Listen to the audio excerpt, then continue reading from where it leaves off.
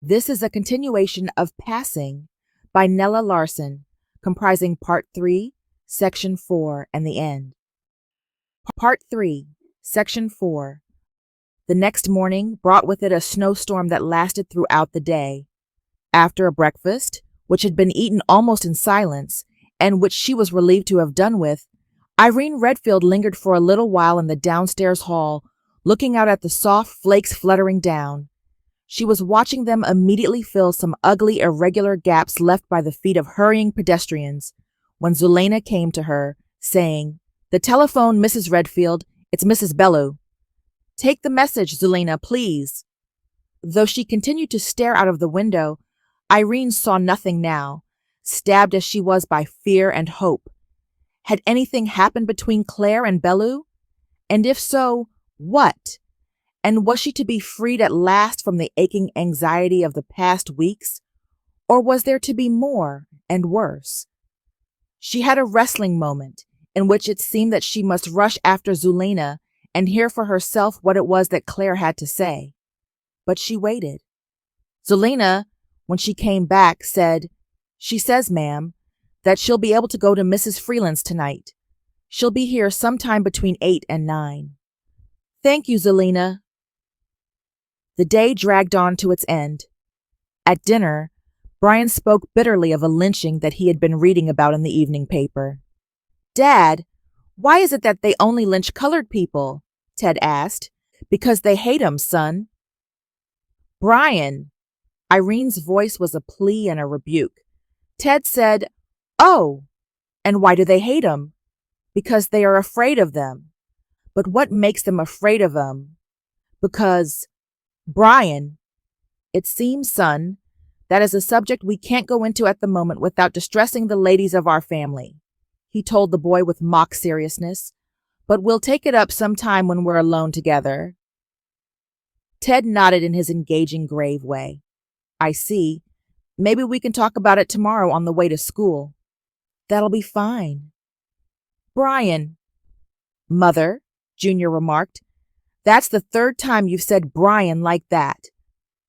"But not the last, Junior, never you fear," his father told him. After the boys had gone up to their own floor, Irene said suavely, "I do wish, Brian, that you wouldn't talk about lynching before Ted and Junior." "It was really inexcusable for you to bring up a thing like that at dinner. There'll be time enough for them to learn about such horrible things when they're older." "You're absolutely wrong. If, as you're so determined, they've got to live in this damned country, they'd better find out what sort of thing they're up against as soon as possible. The earlier they learn it, the better prepared they'll be." "I don't agree. I want their childhood to be happy and as free from the knowledge of such things as it possibly can be." "Very laudable," was Brian's sarcastic answer. "Very laudable indeed, all things considered. But can it?" "Certainly it can, if you'll only do your part." "Stuff! You know as well as I do, Irene, that it can't. What was the use of our trying to keep them from learning the word nigger and its connotation? They found out, didn't they? And how? Because somebody called Junior a dirty nigger. Just the same, you're not to talk to them about the race problem. I won't have it." They glared at each other. "I tell you, Irene, they've got to know these things, and it might as well be now as later." "They do not," she insisted, forcing back the tears of anger that were threatening to fall. Brian growled, "I can't understand how anybody as intelligent as you like to think you are can show evidences of such stupidity." He looked at her in a puzzled, harassed way. "Stupid," she cried. "Is it stupid to want my children to be happy?" Her lips were quivering. "At the expense of proper preparation for life and their future happiness, yes, and I'd feel I hadn't done my duty by them if I didn't give them some inkling of what's before them. It's the least I can do. I wanted to get them out of this hellish place years ago. You wouldn't let me. I gave up the idea because you objected.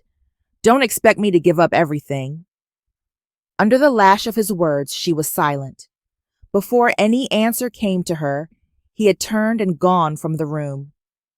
Sitting there alone in the forsaken dining room, unconsciously pressing the hands lying in her lap tightly together, she was seized by a convulsion of shivering. For to her, there had been something ominous in the scene that she had just had with her husband. Over and over in her mind, his last words, "Don't expect me to give up everything," repeated themselves. What had they meant? What could they mean? Claire Kendry? Surely she was going mad with fear and suspicion. She must not work herself up. She must not. Where were all the self-control, the common sense that she was so proud of? Now, if ever, was the time for it. Claire would soon be there. She must hurry or she would be late again, and those two would wait for her downstairs together, as they had done so often since that first time, which now seemed so long ago. Had it been really only last October? Why, she felt years, not months, older. Drearily, she rose from her chair and went upstairs to set about the business of dressing to go out when she would far rather have remained at home. During the process, she wondered for the 100th time why she hadn't told Brian about herself and Felice running into Bellew the day before, and for the 100th time she turned away from acknowledging to herself the real reason for keeping back the information. When Claire arrived, radiant in a shining red gown, Irene had not finished dressing, but her smile scarcely hesitated as she greeted her, saying, "I always seem to keep CP time, don't I? We hardly expected you to be able to come. Felice will be pleased. How nice you look." Claire kissed a bare shoulder, seeming not to notice a slight shrinking. "I hadn't an idea in the world myself that I'd be able to make it, but Jack had to run down to Philadelphia unexpectedly. So here I am." Irene looked up, a flood of speech on her lips. "Philadelphia? That's not very far, is it? Claire, She stopped, one of her hands clutching the side of her stool, the other lying clenched on the dressing table. Why didn't she go on and tell Claire about meeting Bellew? Why couldn't she? But Claire didn't notice the unfinished sentence. She laughed and said lightly, "It's far enough for me." Anywhere away from me is far enough. I'm not particular. Irene passed a hand over her eyes to shut out the accusing face in the glass before her. With one corner of her mind, she wondered how long she had looked like that, drawn and haggard and, yes, frightened. Or was it only imagination? "Claire," she asked, "have you ever seriously thought what it would mean if he should find you out?" "Yes." "Oh, you have? And what you do in that case?" "Yes." And having said it, Claire Kendry smiled quickly, a smile that came and went like a flash, leaving untouched the gravity of her face. That smile and the quiet resolution of that one word, "Yes," filled Irene with a primitive, paralyzing dread. Her hands were numb, her feet like ice, her heart like a stone weight. Even her tongue was like a heavy, dying thing. There were long spaces between the words as she asked, "And what should you do?" Claire, who was sunk in a deep chair, her eyes far away, seemed wrapped in some pleasant, impenetrable reflection. To Irene, sitting expectantly upright, it was an interminable time before she dragged herself back to the present to say calmly, "I'd do what I want to do more than anything else right now. I'd come up here to live. Harlem, I mean. Then I'd be able to do as I please, when I please." Irene leaned forward, cold and tense. "And what about Marjorie?" Her voice was a strained whisper. "Marjorie?" Claire repeated, letting her eyes flutter over Irene's concerned face. "Just this. Renee. If it wasn't for her, I'd do it anyway. She's all that holds me back. But if Jack finds out, if our marriage is broken, that lets me out, doesn't it?" Her gentle, resigned tone, her air of innocent candor, appeared to her listener spurious. A conviction that the words were intended as a warning took possession of Irene. She remembered that Claire Kendry had always seemed to know what other people were thinking. Her compressed lips grew firm and obdurate. Well, she wouldn't know this time. She said, Do go downstairs and talk to Brian. He's got a mad on. Though she had determined that Claire should not get at her thoughts and fears, the words had sprung, unthought of, to her lips. It was as if they had come from some outer layer of callousness that had no relation to her tortured heart.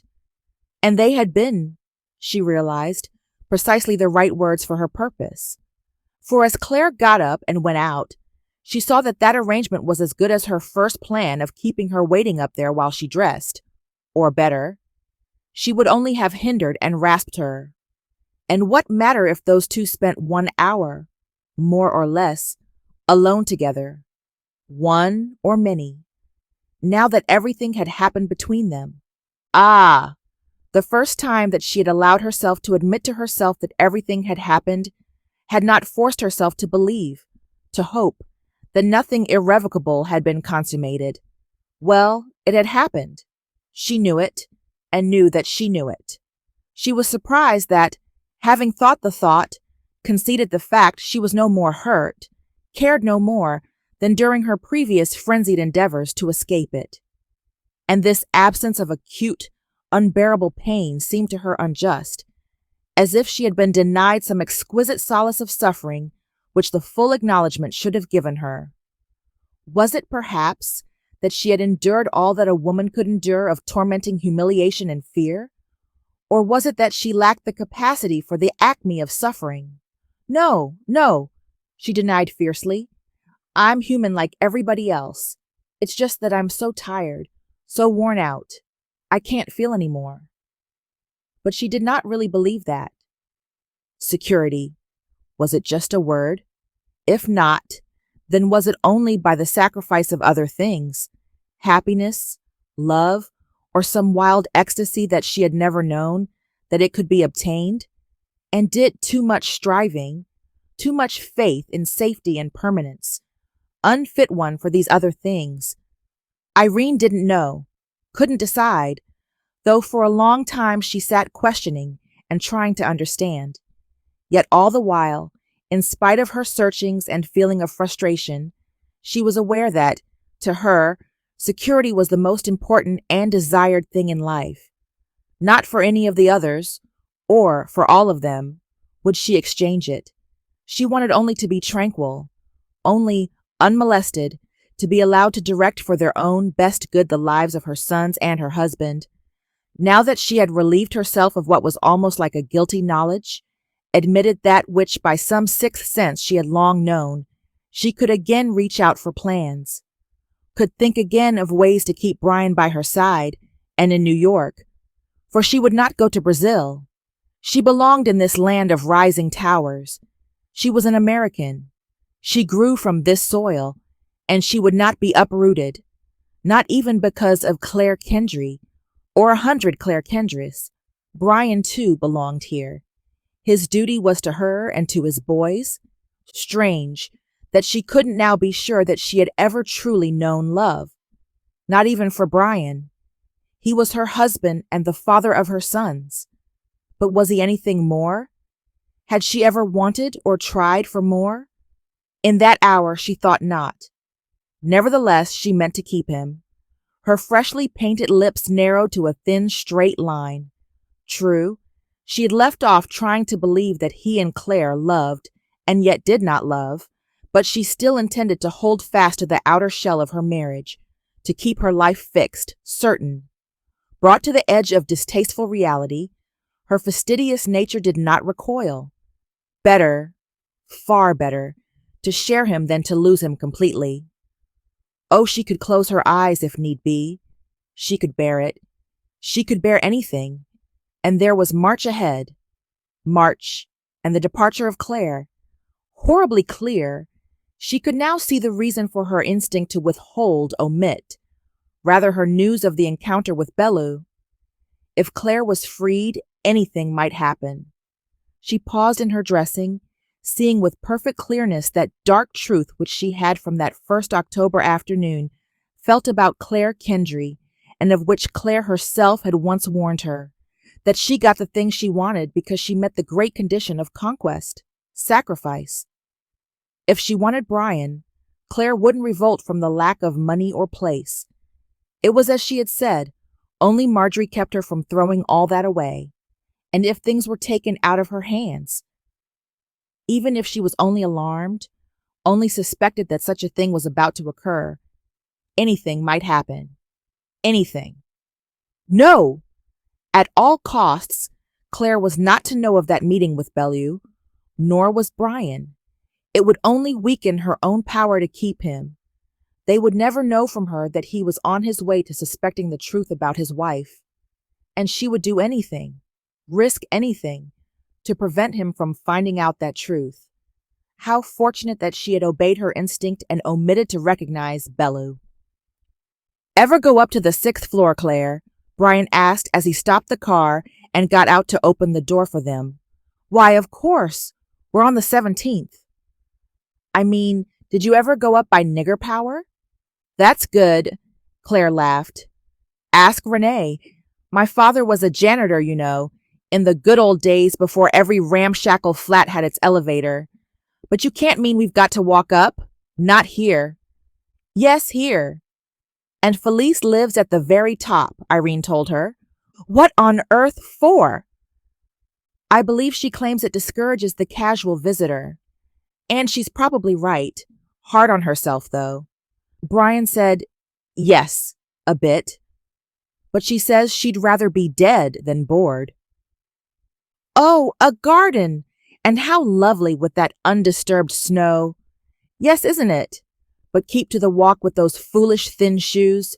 You too, Irene." Irene walked beside them on the cleared cement path that split the whiteness of the courtyard garden.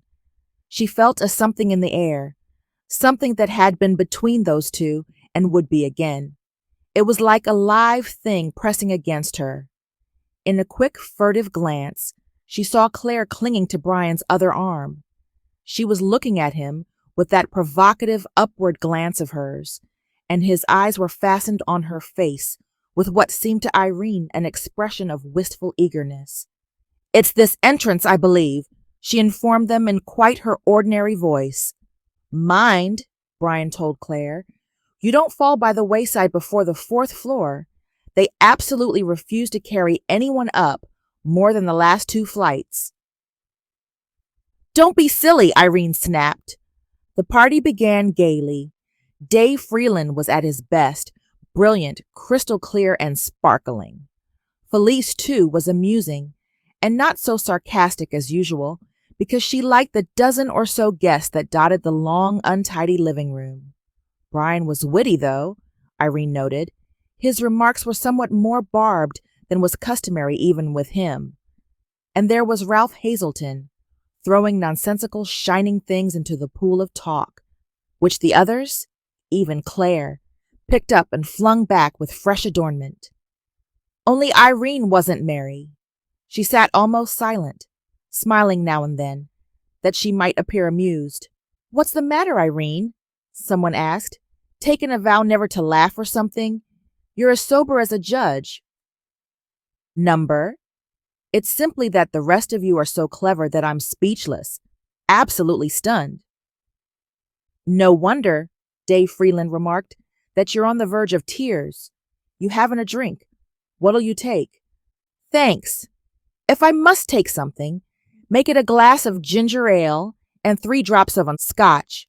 The scotch first, please, then the ice, then the ginger ale." "Heavens! Don't attempt to mix that yourself, Dave, darling." "Have the butler in," Felice mocked. "Yes, do." And the footman. Irene laughed a little, then said, "It seems dreadfully warm in here. Mind if I open this window?" With that she pushed open one of the long casement windows of which the Freelands were so proud. It had stopped snowing some 2 or 3 hours back.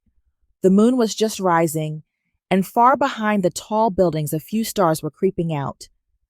Irene finished her cigarette and threw it out, watching the tiny spark drop slowly down to the white ground below. Someone in the room had turned on the phonograph. Or was it the radio? She didn't know which she disliked more, and nobody was listening to its blare. The talking, the laughter never for a minute ceased. Why must they have more noise? Dave came with her drink. You ought not, he told her, to stand there like that. You'll take cold. Come along and talk to me, or listen to me gabble. Taking her arm, he led her across the room. They had just found seats when the doorbell rang, and Felice called over to him to go and answer it. In the next moment, Irene heard his voice in the hall, carelessly polite. Your wife? Sorry, I'm afraid you're wrong. Perhaps next. Then the roar of John Bellew's voice above all the other noises of the room. I'm not wrong. I've been to the Redfields and I know she's with them. You'd better stand out of my way and save yourself trouble in the end. What is it, Dave? Felice ran out to the door, and so did Brian. Irene heard him saying, I'm Redfield. What the devil's the matter with you? But Bellew didn't heed him. He pushed past them all into the room and strode towards Claire. They all looked at her as she got up from her chair, backing a little from his approach. So you're a nigger, a damn dirty nigger. His voice was a snarl and a moan, an expression of rage and of pain. Everything was in confusion. The men had sprung forward. Felice had leapt between them and Bellew. She said quickly, Careful! You're the only white man here. And the silver chill of her voice, as well as her words, was a warning. Claire stood at the window, as composed as if everyone were not staring at her in curiosity and wonder, as if the whole structure of her life were not lying in fragments before her. She seemed unaware of any danger or uncaring. There was even a faint smile on her full, red lips and in her shining eyes. It was that smile that maddened Irene. She ran across the room, her terror tinged with ferocity, and laid a hand on Claire's bare arm. One thought possessed her. She couldn't have Claire Kendry cast aside by Bellew. She couldn't have her free. Before them stood John Bellew, speechless now in his hurt and anger. Beyond them, the little huddle of other people, and Brian stepping out from among them. What happened next, Irene Redfield never afterwards allowed herself to remember. Never clearly. One moment Claire had been there, a vital, glowing thing like a flame of red and gold. The next she was gone. There was a gasp of horror, and above it, a sound not quite human, like a beast in agony. Nig! My God! Nig! A frenzied rush of feet down long flights of stairs, the slamming of distant doors, voices. Irene stayed behind. She sat down and remained quite still, staring at a ridiculous Japanese print on the wall across the room. Gone. The soft white face, the bright hair, the disturbing scarlet mouth, the dreaming eyes, the caressing smile, the whole torturing loveliness that had been Claire Kendry, that beauty that had torn at Irene's placid life. Gone. The mocking daring, the gallantry of her pose, the ringing bells of her laughter. Irene wasn't sorry. She was amazed, incredulous almost. What would the others think? That Claire had fallen? That she had deliberately leaned backward? Certainly one or the other. But she mustn't, she warned herself, think of that. She was too tired and too shocked, and indeed, both were true. She was utterly weary, and she was violently staggered. But her thoughts reeled on. If only she could be as free of mental as she was of bodily vigor, could only put from her memory the vision of her hand on Claire's arm. It was an accident, a terrible accident, she muttered fiercely. It was... People were coming up the stairs. Through the still open door their steps and talk sounded nearer. Nearer. Quickly she stood up and went noiselessly into the bedroom and closed the door softly behind her. Her thoughts raced. Ought she to have stayed? Should she go back out there to them? But there would be questions. She hadn't thought of them. Of afterwards. Of this. She had thought of nothing in that sudden moment of action. It was cold. Icy chills ran up her spine and over her bare neck and shoulders. In the room outside, there were voices, Dave Freeland's and others, that she did not recognize. Should she put on her coat? Felice had rushed down without any wrap. So had all the others. So had Brian. Brian. He mustn't take cold. She took up his coat and left her own. At the door, she paused for a moment, listening fearfully. She heard nothing. No voices. No footsteps. Very slowly, she opened the door. The room was empty. She went out.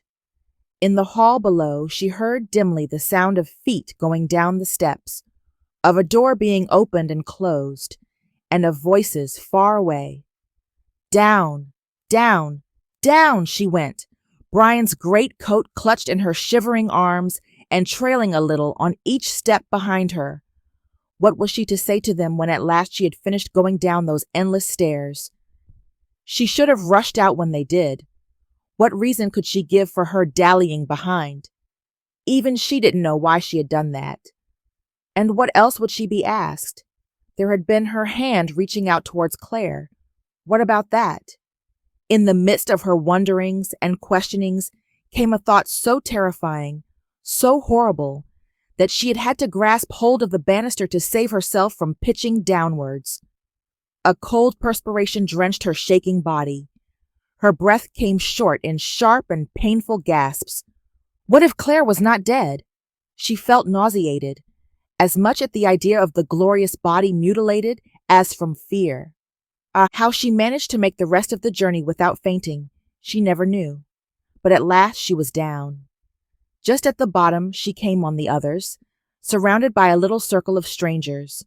They were all speaking in whispers, or in the odd, discreetly lowered tones adapted to the presence of disaster.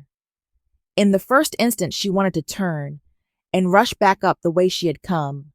Then a calm desperation came over her. She braced herself physically and mentally. "Here's Irene now," Dave Freeland announced, and told her that, having only just missed her, they had concluded that she had fainted or something like that, and were on the way to find out about her.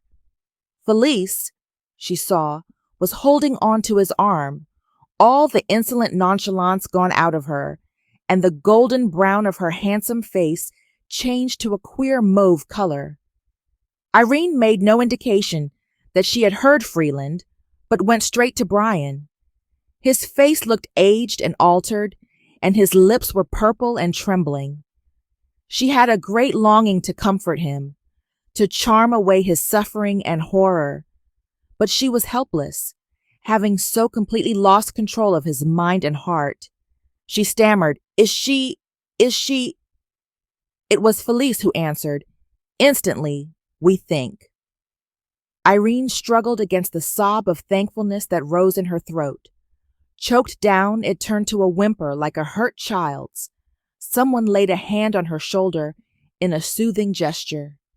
Brian wrapped his coat about her. She began to cry rackingly, her entire body heaving with convulsive sobs. He made a slight, perfunctory attempt to comfort her. There, Irene.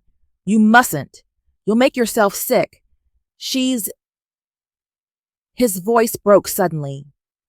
As from a long distance she heard Ralph Hazelton's voice saying, I was looking right at her. She just tumbled over and was gone before you could say, Jack Robinson. Fainted, I guess. Lord, it was quick. Quickest thing I ever saw in all my life. It's impossible, I tell you. Absolutely impossible. It was Brian who spoke in that frenzied, hoarse voice, which Irene had never heard before. Her knees quaked under her. Dave Freeland said, Just a minute, Brian. Irene was there beside her. Let's hear what she has to say. She had a moment of stark, craven fear. Oh, God, she thought, prayed, help me. A strange man, official and authoritative, addressed her. You're sure she fell? Her husband didn't give her a shove or anything like that, as Dr. Redfield seems to think. For the first time she was aware that Bellew was not in the little group shivering in the small hallway. What did that mean? As she began to work it out in her numbed mind, She was shaken with another hideous trembling. Not that. Oh, not that. No, no, she protested. I'm quite certain that he didn't. I was there too, as close as he was. She just fell before anybody could stop her. Her quaking knees gave way under her. She moaned and sank down, moaned again. Through the great heaviness that submerged and drowned her, she was dimly conscious of strong arms lifting her up. Then everything was dark. Centuries after, she heard the strange man saying, "Death by misadventure, I'm inclined to believe." Let's go up and have another look at that window. The end. Best audiobooks for free hopes that you have enjoyed this production of Passing by Nella Larsen. Please subscribe to our channel on YouTube and Rumble, as your subscription is the support we need to create more great free content. Please look to our website at bestaudiobooksforfree.com for a complete list of our audiobooks.